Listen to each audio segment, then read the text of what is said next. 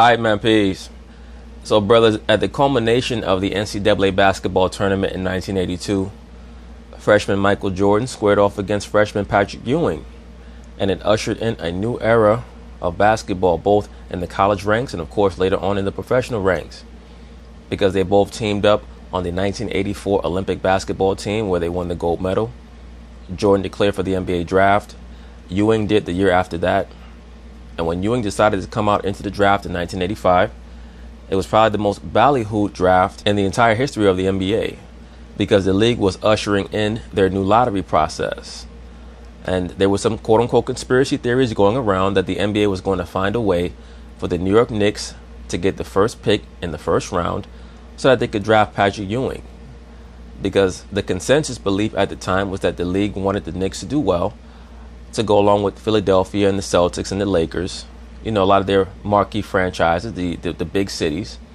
So they needed the Knicks to be able to attain a great player, especially in the aftermath of Bernard King getting injured the season before. Well, of course, as we all know, the Knicks did get that first pick, and to this day, there are many quote-unquote conspiracy theories that attempt to prove that Commissioner David Stern knew what envelope contained the Knicks franchise name within it, so that he could assure that they would be able to draft Patrick Ewing. Now we're starting to hear early rumblings that the Knicks may have an inside road, or at least an inside track, on attaining the top flight prospect of the Duke Blue Devils, Mr. Zion Williamson. So of course they're going to talk about it, and I'm going to chime in.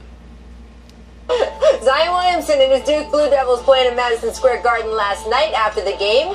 He fielded questions about what else, the potential of playing for the Knicks next season. Here is how he handled everything. Yo, this dude Zion Williamson jumps straight through the roof, man. Like, straight through the roof. I mean, damn. And let me say this. If the Knicks were to get somebody like him, he'd be the first player of his type that the Knicks would ever have had.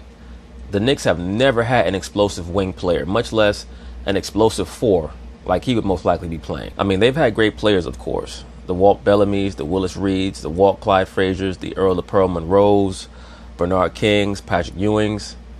I mean, even very good players like Allen Houston. Very good to, at one time, great offensive players like Carmelo Anthony. But never somebody who could jump through the gym like this guy, who you would also expect to be a non-pro player, not just a non-pro athlete. So, I mean, if they're able to get that pick, I think that that would do a lot for the franchise. I think this is RJ's team. RJ, you want to play for the Knicks? RJ, you want to play for the Knicks?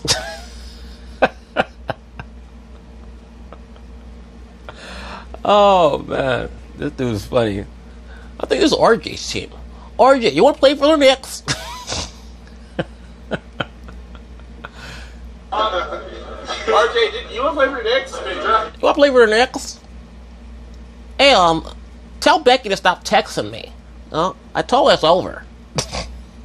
If they draft me, I would love to play for the Knicks. Like, I'm not really like, I don't want to say like, I don't really care where I go. Like, just the experience of being in the NBA. Whoever wants me and whoever sees and knows me, that's where I want to be. Well, that's a great answer, but we all know that between him and his teammate R.J. Barrett, they're going to be going 1 and 2 in the draft, and most likely Zion Williamson will be going number 1 because, as Stephen A. Smith would say, he's box office. I don't know if I could love this kid anymore because I love the way he plays. I bet you do love him. I bet you do. You're going to be the first one to welcome him into the NBA.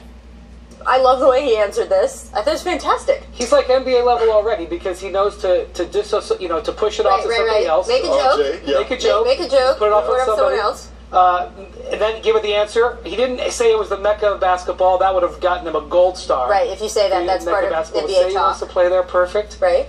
But he'll play for whoever drafts him because I can't believe how much Trey Jones looks like his brother Tyus. Yeah, but you know what Yeah, they look like twins. Tyus Jones and his brother, who now plays for Duke, they look like twins. The kid has some humility as well. I mean, obviously, when he said this is not his team, yeah, I mean, when we watch Duke, you want to see this guy get out on the break, number one.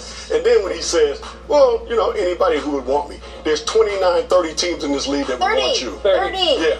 So there was a question of if the Warriors should take like I said, there's 29 or 30 teams.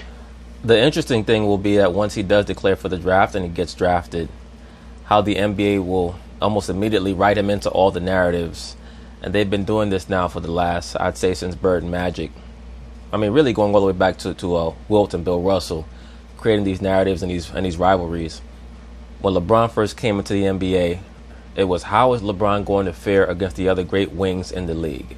It was, how will LeBron look against Tracy McGrady, against Kobe Bryant, against Vince Carter, etc., against Ray Allen, so on and so forth. And that's what we're going to see with Zion Williamson when he first comes into the league. It's going to be, how will Zion look in his first matchup against Kevin Durant, against LeBron James, against whoever, on and on and on and on.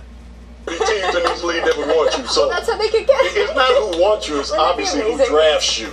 But this kid's amazing. I think he's going to be a great basketball player in the NBA for a long time. He fouled out last night, so if he got to the Knicks, Rachel, this would be. Let's talk real serious. Yes. If he went to the Knicks, and they had cap space, and they got Porzingis back, you could flip the Knicks into a contender. Maybe not next year; they wouldn't be a contender. That's saying a lot, and once again, I have no idea why people keep hyping up Porzingis so much. I lost a lot of respect for him when 20 games into the season last year, he said, "I'm tired." When you hear guys start talking like that, what he's really saying is that I'm not built to be the face of a franchise, of an organization, and that's fine. If you're not built to be the alpha, no problem. But I don't want to hear about how you're going to be the cornerstone of a championship team. It's just not going to happen. I've seen Porzingis. To me, he's too slow on his feet. He's got a nice outside jump shot, but he's not a transcendent player. But let's say in their dream world, if we want to talk about the dream world, let's say Porzingis comes back and is good. Mm-hmm. Let's say, and at 7'3", he has a very awkward body. I think that he's going to start to break down very early in his career. He shows a lot of potential, though. I mean, don't get it twisted. I think that he would be a good second piece and a great third piece. I think that he would be the third piece on a championship team, not the second, and definitely not the first. Let's say they win the lottery, and let's say they sign Kevin Durant. You're talking about being. I mean, that's saying a hell of a lot. Like, win the lottery, sign Kevin Durant. What else? What else you got, Brian Windhorst? And if they hire Phil Jackson to coach, and also bring in Kyrie. I would say that's not likely. We're going to make producer Steve faint in the control room with excitement of this scenario? If you're a Knicks fan and it's Christmas, you might as well just make your prayers for it. Because that's Brian Windhorst, I know you love to eat, but why are you making all these wish sandwiches for? That's possible. Not likely, but it's possible. I mean, Byron, they just put up odds, and obviously it's a little different this year because it used to be those odds were reflecting who would then have the most number of lottery balls, right? Mm-hmm. Instead, you're going to have 3 teams that have equal chance. So 3 teams, whatever the bottom 3 teams, will end up with equal chances at that number 1 pick. If you are in management, Byron, or a coach on one of those, quote, bottom teams that we just saw up there this season, I mean, is this the draft maybe since LeBron, where you want to try your hardest to get that number 1 pick? I mean, how much expectation is there about how good Zion's going to be in the league? That's a good question. I have to think about the last draft where the number 1 pick was this ballyhooed. I mean, maybe KD back in 07. I think KD and Odom. I think the expectations are crazy on how good this kid's going to be. You look at him right now, you look at LeBron in high school, his senior year, there's a lot of similarities. The athleticism is crazy, the way they pass the ball, the way they handle the ball, the way they think about their teammates. There's a lot of similarities. So I think there's a lot of GMs right now that are saying if we don't get that number 1 pick, we got to do everything we can, or we're going to do a lot to see if we can secure that number 1 pick so we can get this kid Zion. Yeah. There's some teams that are really going for it, so I applaud them on that already this season. Today.